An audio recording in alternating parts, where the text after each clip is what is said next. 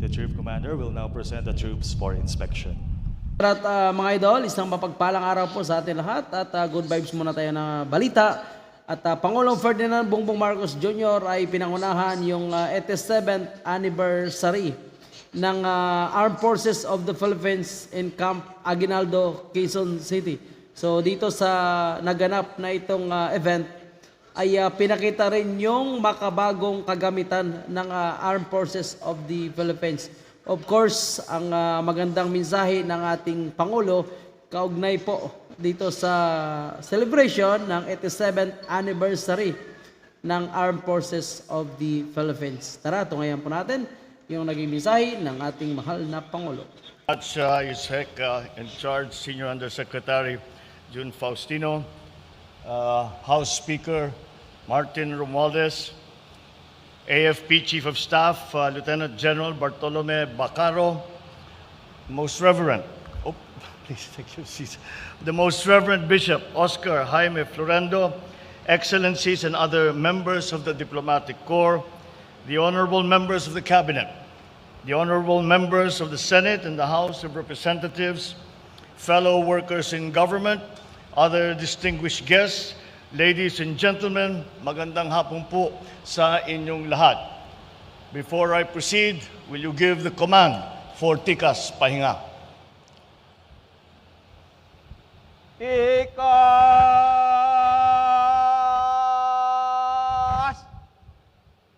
Nga! Wala po na. Tikas! Nga! Good afternoon. To the men and women of the Philippine Armed Forces, my greetings on the occasion of your 87th anniversary. This year marks an important milestone for our armed forces. After a 2-year slump, we can now finally celebrate in numbers the gallantry of the Filipino soldier who fought for nearly a century to keep the peace, uphold democratic ideals, and defend our country. As one of the pillars of our national security, our armed forces have never failed us. The pandemic may have upended lives and livelihoods, but you have remained steadfast, not just in the fulfillment of duty, but also in assisting the government in fighting this insidious, unseen war. The country and its people are forever grateful to you for your service. For years, growth in the regions has been held back by the presence of communist terrorists, lawless elements who hamper the delivery of government services and infrastructure development. Through your efforts, along with other law enforcement authorities and government agencies, we now see a significant decline in their numbers, and that you have helped to pave the way for development, to foster and for communities to live in peace. In recent years, our country has been experiencing extreme weather events that at times have crippled cities, provinces, the entire nation.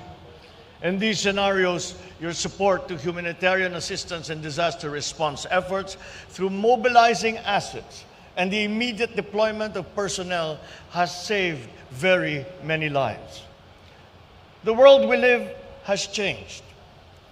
Apart from climate change-related disasters, we are now confronted with a different and complex security environment. It brings with it new challenges that require us to adapt. I laud the armed forces for sustaining your existing defense and security engagements whilst exploring new areas for cooperation with your counterparts overseas.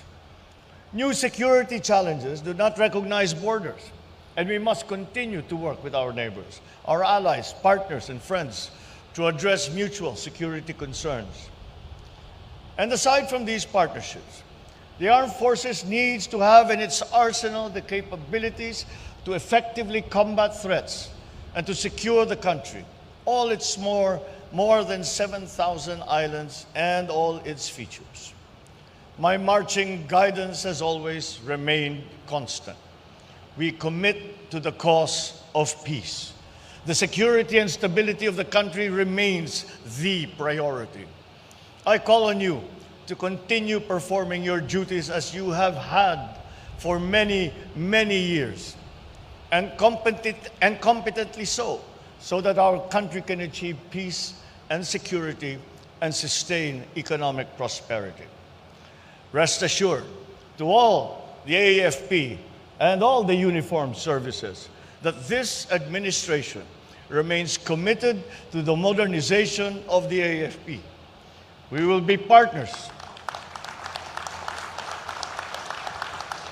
We will be partners towards your vision of a strong, credible, world-class armed force that is a source of national pride and a source of national security. Hindi lingid sa aking kaalaman ang sakripisyo ng ating hukbo at ang panganib na kanilang hinaharap sa tawag ng tungkulin. Kaya naman, bukod sa kagamitan, patuloy natin susuportahan ang kanilang pangangailangan. As your Commander-in-Chief, I join the entire nation in expressing our profound and sincere gratitude to your unwavering loyalty and service to the country, to the Constitution, and to our people. Isang maligaya at makabuluhang anibersaryo sa ating lahat. Sumasa inyo ang aking pinakamataas na pagpupugay. Maraming salamat po. Mabuhay po ang AFP.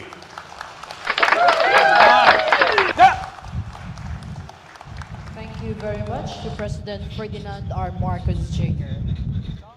Yun ang naging mensahe ng ating Pangulo sa 87th anniversary celebration ng Armed Forces of the Philippines. Mabuhay po yung AFP, mabuhay po yung ating Pangulo, mabuhay ang Pilipinas. Yan po yung ating video sa ngayon. Maraming salamat and God bless everyone. Maraming salamat sa inyong panonood. Thank you guys.